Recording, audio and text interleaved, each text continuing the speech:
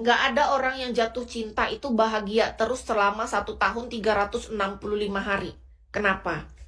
Orang yang sungguh-sungguh jatuh cinta pasti ada rasa luka. Lukanya itu ya gores-goresan kayak cemburu. Hal-hal yang wajar lah manusia normal. Malah aneh ketika kita merasa jatuh cinta saja tapi kita tidak menyediakan ruang untuk luka, ruang untuk kecewa. Namanya manusia.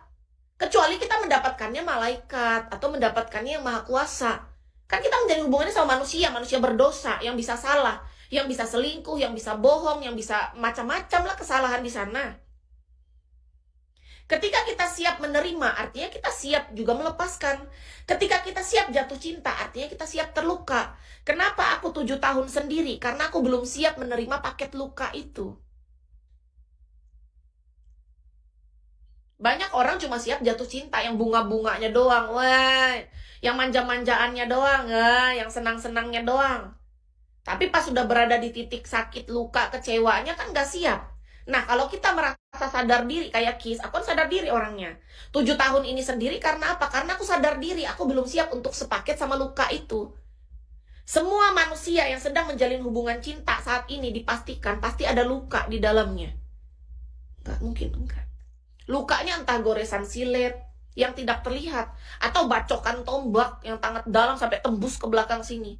Tergantung seberapa besar kecil yang diperbuat oleh pasangan. Mungkin dia kalau bohong 1 kali ya lukanya kecil. Mungkin kalau dia selingkuh sama 10 orang ya mungkin agak ditombak dikit terus dicabut lagi tombaknya. Siap nggak dengan itu? Kalau siap, lakukan. Artinya kita sudah kuat secara seluruhan. Tubuh, jiwa, raga, pikiran, mental habis terombang-ambing itu. Karena apa? Pegangan orang yang sudah siap dengan itu tuh memang udah lain. Dia sudah tidak menggantungkan kebahagiaan dia kepada pasangan. Dia sudah bahkan berpikirnya kayak gini, ya pasangan sudah mau apa, namanya dia manusia. Yang penting aku serahkan hidupku kepada yang maha kuasa.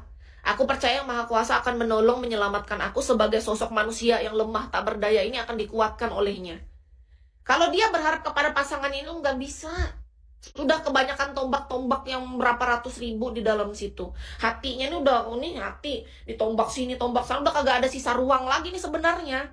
Habis dikasih tombak, tahu nggak? Ditaburin sama garam-garam biar sembuh.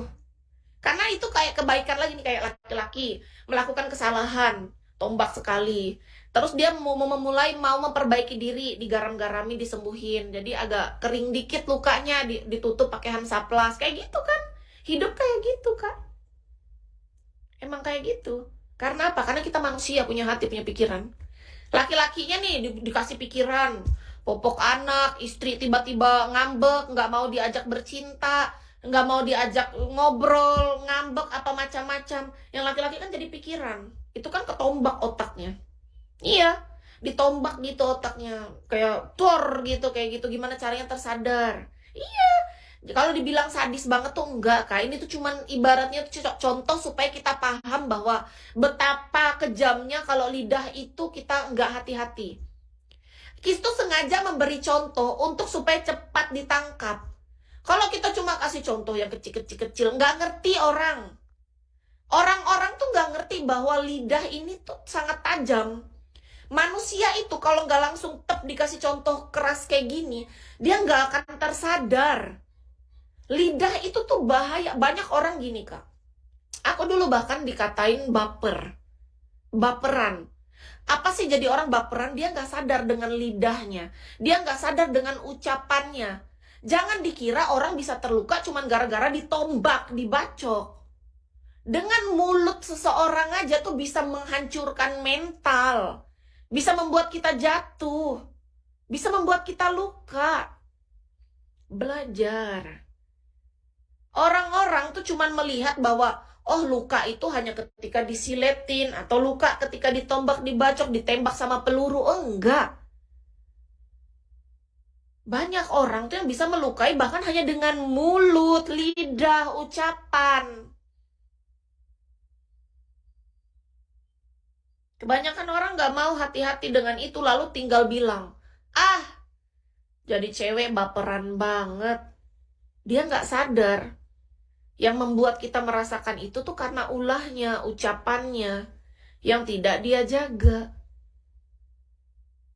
Ketika udah dikasih contoh kayak gini, baru ngerti kan. Oh, ternyata sekejam itu ya lidah tak bertulang. Oh, berarti ketika orang nggak bisa menjaga mulutnya, itu bisa menyakiti ya. Di situ baru, oh nggak enak ya.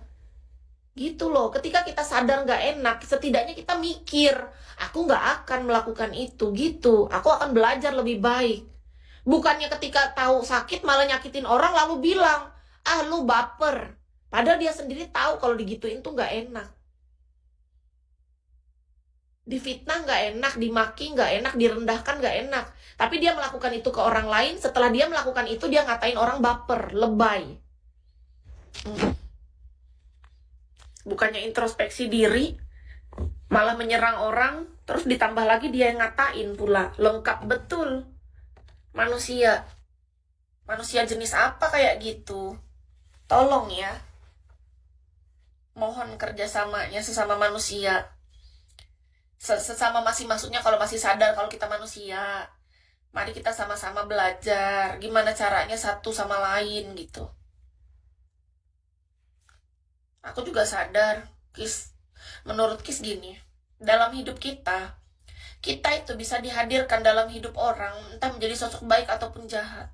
Karena menurut Kis, kita niat baik aja bisa salah arti sama orang, apalagi kita niat jahat, Kak. Itulah pentingnya antara niat, ucapan, dan tindakan harus selaras. Niat hati, pikiran, ucapan, tindakan kita harus sama. Kalau memang niatnya baik, lakukan semua dengan benar, maka akan tersampaikan dengan benar. Banyak orang yang niatnya baik tapi dilakukan dengan cara yang tidak tepat, kan jatuhnya nggak baik. Harus sabar dan tenang, sadar. Sabar itu bagus, tapi imbangi dengan kesadaran. Contoh nih Kak, kalau kakak sabar terus seumur hidup. Bayangkan Bang Bi punya istri. Istrinya ini tukang pukul, tukang maki. Tiap hari pokoknya Bang Bi sabar. Dipukul, dimaki. Sabar terus seumur hidup. Sabar terus. Terus aja sayang, pukul aku. Maki aku sayang, terus. Semakin kamu maki, semakin aku cinta samamu. Sabar aja terus Bang Bi seumur hidup. Pilihan. Kalau mau sabar seumur hidup seperti itu juga nggak apa-apa. Kan Bang Bi yang jalanin. Tapi kalau kita, menurut Kis, aku pribadi, aku tetap sabar tapi diimbangi dengan kesadaran yang balance. Kalau cuma sabar tanpa kesadaran ya kayak gitu tadi contohnya. Kalau orang sabar yang punya kesadaran beda, dia tahu gimana cara melindungi dirinya. Karena dia tahu dirinya berharga. Dia tahu pikiran, hatinya, jiwa raganya, mentalnya, semua itu berharga. Dia tahu cara melindungi dirinya tanpa harus menyerang orang lain dengan cara yang sama. Itu bedanya orang yang berkesadaran. Orang yang hanya sabar tanpa sadar, contohnya kayak tadi Bang Bi. Tapi kalau orang yang sabar tapi dia punya kesadaran, dia tahu gimana cara yang tepat menyayangi dirinya sendiri. Itu beda, sangat jauh berbeda.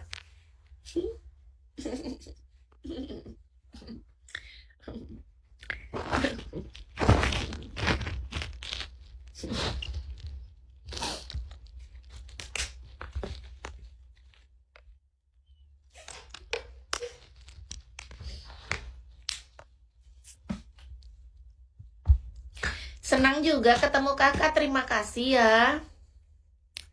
Yes, I agree with you.